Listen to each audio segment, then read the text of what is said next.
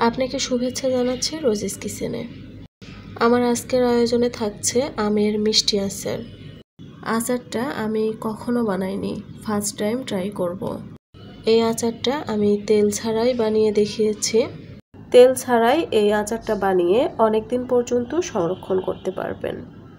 আর আচারটা খেতে ভীষণই মজাদার। আর আচারটা আমি এত সহজ সিম্পলভাবে দেখিয়েছি যে কেউ খুব সহজেই বানিয়ে নিতে পারবেন। তো দেরি না করে চলে যাচ্ছি মূল ভিডিওতে।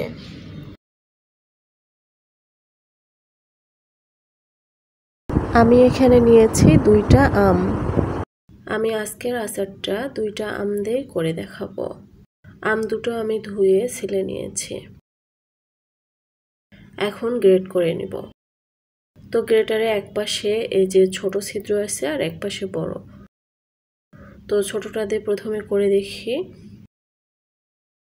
তো এটা দিয়ে অনেক বেশি চিকন হচ্ছে, তো আমি এই পাশটা দিয়ে করব না, আমি উপরে এই পাশটা দিয়ে গ্রেট করব। আমি মূলত আমের মিষ্টি আচার তৈরি করে দেখাবো। এই আচারটা তৈরির জন্য আমগুলো পুরো হতে হবে আর অবশ্যই কাঁচা আম হতে হবে। তো আমি আচার বানানোর জন্য ফ্রিজ থেকে আমগুলো বের করে ছিলে দেখি যে সবগুলো আমই হলুদ হয়ে গিয়েছে। তার মধ্যে এই 2টা আমই একটু কাঁচা আছে। তো নরম আম দিয়ে তো এই আচারগুলো হয় না, তো আমি সেই জন্য 2টা আম দিয়ে বানিয়ে দেখাবো। 2টা আম দিয়ে অনেক অল্প আচার হবে, প্যানে খুঁজেই পাওয়া যাবে না। আর এই আচারটা বানানোর জন্য ওই যে নাক ফজলি বাদ দিয়ে আরেকটা যে এমনি ফজলি আম পাওয়া যায়, সেই আমটা নিলে আচারটা ভালো হবে আর চিনির পরিমাণও কম লাগবে। আর যদি একান্তই ফজলি আম না থাকে তাহলে টক আম দিয়ে বানিয়ে নিলেও হবে।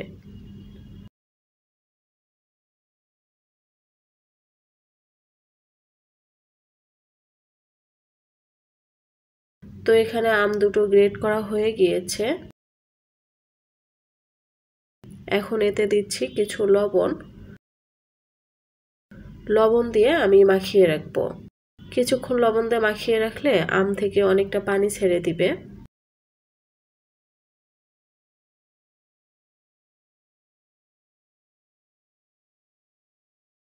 তো আমি বেশিক্ষণ রাখিনি, 30 মিনিট পরে এই যে কিছুটা পানি বের হয়েছে।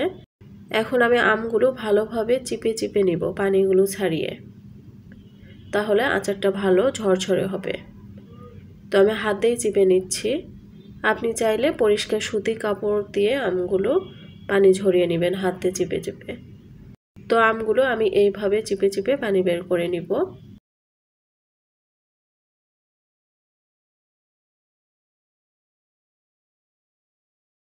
এখন চুলায় প্যান দিয়েছি, দিচ্ছি সাদা এলাচ ও একটা দারুচিনি। এই মশলাগুলো দিলে একটু আচারের ফ্লেভারটা ভালো আসে, আর পছন্দ না করলে বাদ দিবেন। আমগুলো দিচ্ছি 1/2 কাপ চিনি। আমি আমের পরিমাণেই চিনি দিচ্ছি, আর আমগুলো যেহেতু মিষ্টি তো এত বেশি চিনি লাগবে না। এখন আমি এভাবে এটাকে নেড়ে চেড়ে নিব। নাড়তে নাড়তে এক পর্যায়ে চিনি থেকে বেশ পানি ছেড়ে দিবে, আর চিনির পানিতে আমটা সেদ্ধ হয়ে যাবে।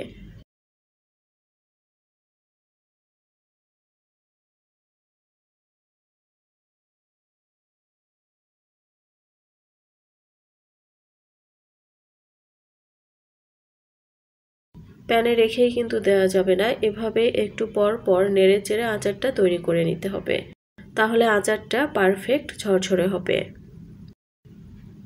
দেখতেই পাচ্ছেন বেশ কিছুটা পানি বের হয়েছে। এভাবে আমি পানিটা টানিয়ে নিব আর আচারটাও তৈরি হয়ে যাবে। আর এক পর্যায়ে দেখা যাবে যে আচারের কালারটাও চেঞ্জ হয়ে আসবে।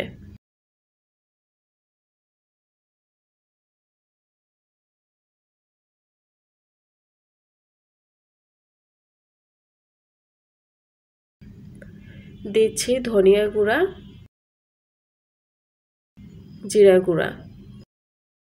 জিরা ধনিয়া গুঁড়া মন না চাইলে দিবেন না, তবে দিলে অনেক সুন্দর একটা ফ্লেভার আসে আচার থেকে, আর খেতেও ভীষণই মজা লাগে। তো এভাবে আমি নেড়ে চেড়ে মিক্সড করে নিব। এভাবে নাড়তে নাড়তে আচারের কালার চেঞ্জ হয়ে আসবে, তখন বুঝবেন আচারটা রেডি। তো আমার এখানে এই যে আচারটা প্রায় হয়ে এসেছে, কালারটা অনেক সুন্দর এসেছে। এখন এভাবে আচারটা নামিয়ে নিতে হবে। আর বেশি টাইট করলে কিন্তু এটা ঠান্ডা হওয়ার পরে আরও অনেক বেশি টাইট হয়ে যাবে। তো সেই জন্য একটু এরকম নরম নরম থাকতেই নামিয়ে নিতে হবে আচারটা।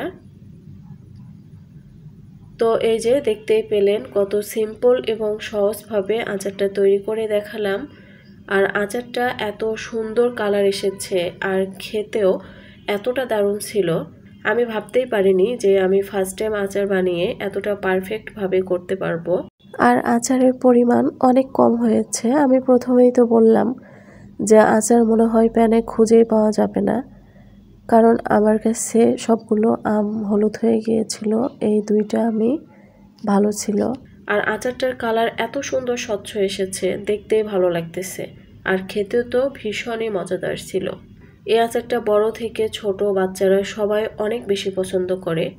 তো দেখতেই পেলেন আমি কত সিম্পলভাবে আচারটা তৈরি করে দেখালাম। আপনিও চাইলে খুব সহজে শুধুমাত্র চিনি দিয়ে আচারটা তৈরি করে নিতে পারবেন। তো এই আচারটা এভাবে বানিয়ে আপনি অনেক দিন পর্যন্ত সংরক্ষণ করতে পারবেন।